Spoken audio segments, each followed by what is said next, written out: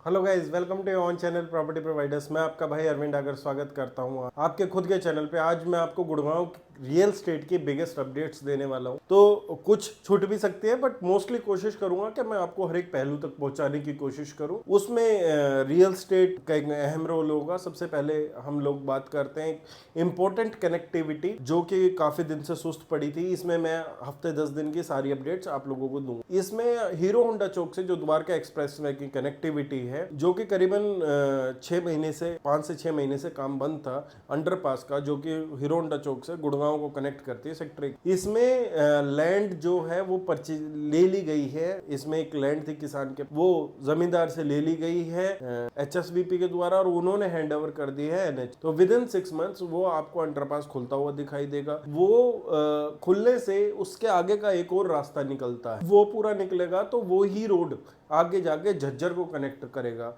उसके लिए भी गवर्नमेंट का बहुत बड़ा जो अभी इन लोगों ने टेंडर करने हैं, वो 102 एकड़ लैंड एक्वायर करनी है, और टोटल प्रोजेक्ट की कॉस्ट अप्रोक्सीमेटली 273 करोड़ रुपए रहेगी। तो ये प्रोजेक्ट भी जो झज्जर बादली है, जो बादली में एम्स है, उसको कनेक्ट करेगा। तो 102 का जो भविष्य है वो आप समझ सकते हैं कि कितना उज्जवल होने वाला है। चाहे वो अदानी के प्रोजेक्ट हो, चाहे वो शाहपुरजी हो, चाहे यहीं से पास से हीरो होम्स हो, चाहे BPTP हो। तो इसका फ्यूचर बहुत ब्राइट होने वाला है। 102 के आसपास के सेक्टर्स पर आपको नज़र बनानी चाहिए अगर आप लोग इस कनेक्टिविटी को भी देखते हैं तो। उसके बाद अगर बात करें तो बहुत दिनों से लोग हर्ट थे एक चीज़ को लेके, क्या गुड़गांव में जब रजिस्ट्रियाँ होती थी बहुत लंबी लंबी लाइंस लगती थी। पहले सिर्फ एक तहसील थी, उसके बाद क्या किया गया, सब तहसील्स बना दी गई। ठीक है, वजीराबाद, बादशाहपुर, एक्सेट्रा एक्सेट्रा। तो अब क्या हुआ है, अभी गवर्नमेंट ने फैसला लिया है कि पहले 100 टोकन मिलते थे रजिस्ट्री के लिए, कन्विंस डीड के लिए, रजिस्टर्ड रेंट एग्रीमेंट के लिए, बहुत सी चीज़ों के लिए। अब उनको बढ़ा के 300 कर दिया गया, मतलब कि एक दिन में 300 टोकन्स मिलेंगे। सो 3 दिन का काम एक दिन में हो जाए, उसके लिए स्टाफ बढ़ाना पड़ेगा, और सारी चीज़ें गवर्नमेंट अपने हिसाब से बेटरमेंट करने की कोशिश कर रही है।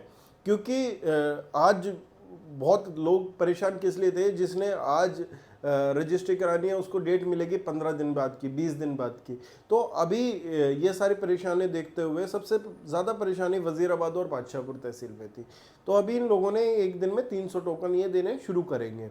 और उसके साथ साथ जो जैसे 10 टोकन तत्काल के होते थे, उस टोकन को अब ये 60 नंबर ऑफ टोकन 60 करेंगे। तो उससे रेवेन्यू भी इंक्रीज होगा गवर्नमेंट का।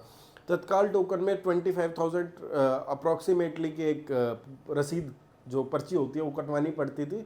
तो उसमें सेम डे आप लोगों का नंबर आ जाता था। तो अब जब 300 टोकन कटेंगे, स्टाफ बढ़ेगा, तो उसमें भी आप लोगों का नंबर जल्दी आने की उम्मीद रहेगी। ये देखते हुए क्या बादशाहपुर वजीराबाद में इतनी तहसील में इतनी रजिस्ट्रियाँ हो रही हैं, इतनी चीज़ें हो रही हैं, तो इससे ही आपको सेल का अंदाज़ा आ जाएगा क्या गुड़गांव की मार्केट किस तरफ, किस रुख में आज के डेट में जा रही है। इसके बाद शायद आप लोगों को और भी अपडेट्स पता हो, तो सेक्टर 80 में 8.5 एकड़ ज़मीन 165 करोड़ रुपए में इन लोगों ने परचेज करी है। इसमें ये लोग जल्दी ही अपना कुछ प्रोजेक्ट लेके आएंगे, और एल्डिको भी काफ़ी टाइम से एक्टिव चल रहा है बाज़ार में, चाहे वो सोना का प्रोजेक्ट हो, चाहे वो अभी सोनीपत में एल्डिको प्लॉट्स लेके आया है अपने। हालांकि जो पहले सोनीपत में प्लॉट थे उससे अच्छी लोकेशन में ये प्लॉट आए हैं, तो जिसकी रिक्वायरमेंट है उस साइड वो एक बार नज़र ज़रूर बना सकता है अपनी एल्डिको के प्लॉट्स पे जो सोनीपत वाले हैं। उसके भी अगर मेरे को टाइम मिलेगी तो मैं ज़रूर वीडियो करूँगा। वो प्लॉट्स लेके आया है। साथ में आप लोगों को देखने को मिलेगा सोना में जो प्रोजेक्ट चल रहा है, यहाँ पे अभी लैंड एक्वायर करी है, साथ में ये नोएडा में भी कर रहे हैं कुछ काम। तो आप लोगों को एल्डिको कुछ ना कुछ हरकत करता हुआ, कुछ ना कुछ चीज़ें करता हुआ दिखाई देगा। तो इससे मार्केट पॉजिटिविटी आती है जब पुराने बिल्डर अपना काम इंक्रीज करके और उसकी तरफ पॉजिटिव मूव में चलते हैं। और जिसने अब तक चैनल सब्सक्राइब नहीं किया, वीडियो पे बने हुए चैनल को सब्सक्राइब करो। सीरीज चल रही है अपनी, ये तो लॉन्ग वीडियो है, शॉर्ट सीरीज चल रही है 30 डे 30 वीडियो की।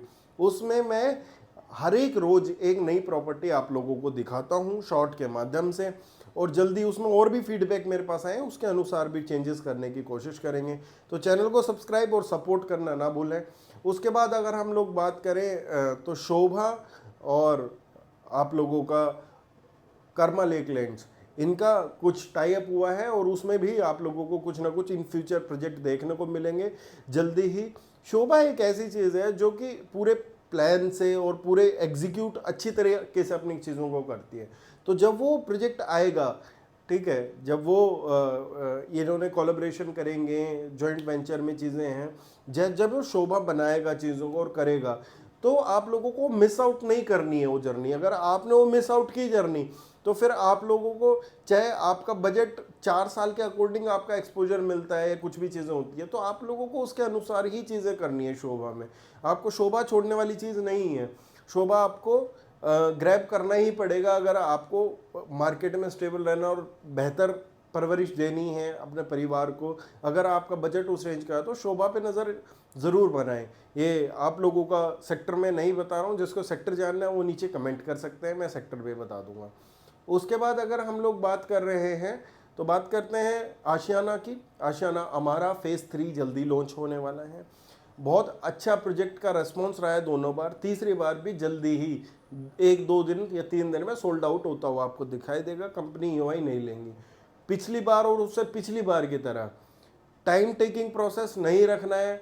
आप लोग पहले घूमते हैं, देखते हैं, फिर एंड में कंक्लूजन करते हैं, फिर आपकी ईएमआई रखी की रखी रह जाती है, उसका कोई यूज़ नहीं है। अभी बोल रहे हैं कि प्रोजेक्ट अच्छा है, प्रोजेक्ट सारी चीज़ें हैं, पूरी डिटेल वीडियो बनाऊंगा, वो उस प्रोजेक्ट पे भी आपको नज़र बना के रखनी है आपको। उसके बाद एक न्यूज़ एमजीएफ की आई थी। एमजीएफ बिल्डर और ने इम्पैक्ट डाला है आपका जो एम3एम कैपिटल है और स्मार्ट वर्ल्ड D1DXP है। एम3एम की मुसीबतें थोड़ी सी बढ़ती हुई दिखाई दे रही हैं, तो अभी फ़िलहाल एंटर करना, अग्रेसिवली एंटर करना मुझे को नहीं लगता कि जायज़ है।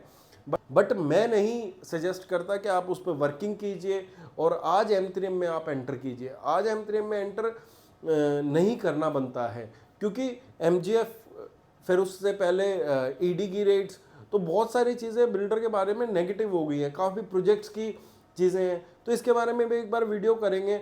लोग वीडियो कर रहे हैं कि जी लोन हो रहे हैं, सुबह पता लग रहा है क्या उसी दिन का मेल डाला हुआ क्लाइंट्स के पास क्या लोन स्टॉप हो गए हैं। तो बहुत सी ना भसड़ सी मची हुई है एम3एम को लेके। मैं फॉर्मल वीडियो के बीच में ऐसे वर्ड यूज़ कर देता हूँ, तो उसके लिए आप लोग सब्सक्राइबर हैं तो आप लोगों को पता होगा, शायद मेरी लैंग्वेज ही ऐसी है। तो हाँ, ये आप लोगों को ध्यान थोड़ा सा रखना ही पड़ेगा क्या भाई, किसी भी चीज़ में एंटर करने का सेंस जब भी बनता है जब वो थोड़ी सी सेफ एंड सिक्योर हो। जहाँ पे बिल्कुल ही दिख रहा है कि अभी अंधेरा है और अंधेरे में तीर चला के कोई मतलब नहीं बनता। हाँ, जो रिस्क टेकिंग बहुत ज़्यादा कैपेसिटी, जो कहता है कि भाई मैं रिस्क ले ही सकता हूँ, मैं रिस्क से ही मेरा पैसा बनता है, वो अपना देखे। बाकी हमारा सजेशन आप लोगों के लिए क्लियर कट है। एमआरजी क्राउन का भी क्लैरिफाई हो चुका है 3 फ्लोर के साथ। अब एमआरजी क्राउन 106 आपको दिखेगा। 3 फ्लोर उसमें बनने वाले हैं, दीनदयाल की पॉलिसी पे है। रेट रिवाइज होंगे जल्दी ही, आपको नए रेट्स के साथ चीज़ें मिलेंगी उसमें भी। तो एमआरजी क्राउन भी एक जो 2 करोड़ के अंदर अंदर के बायर हैं उनके लिए एक बेहतर ऑप्शन है। रेडी टू मूव में बहुत ट्रांजैक्शंस देखने को मिली हैं द्वारका एक्सप्रेसवे पे। हमारे ऑफिस कलीग्स और बहुत सारी चीज़ें हम लोगों को न्यू गुड़गांव और Dwarka expressway ready to move transactions इतनी हुई हैं लास्ट दौर पे, क्या मुझे नहीं लगता है क्या जितनी बुकिंग भी हुई होंगी उस एरिया में, चाहे वो हीरो होम्स हो, चाहे वो शाहपुर जी हो, चाहे वो बेस्टेक हो, चाहे वो टार्क हो, सेक्टर 90 में हो, चाहे वो डीएलएफ हो, चाहे अल्टीमा हो, बहुत ट्रांजैक्शंस हुई हैं। तो आप लोग जो अपनी प्रॉपर्टी प्लान कर रहे हैं तो उस हिसाब से भी प्लान कर सकते हैं। उसके बाद last but not list, IT की रेट्स आप लोगों को पता 4 बिल्डर्स के हुई है अभी, बट उसका कोई बहुत मेजर इम्पैक्ट नहीं आया है और काफ़ी ऐसी कुछ ना ही नेगेटिव न्यूज़ आई है।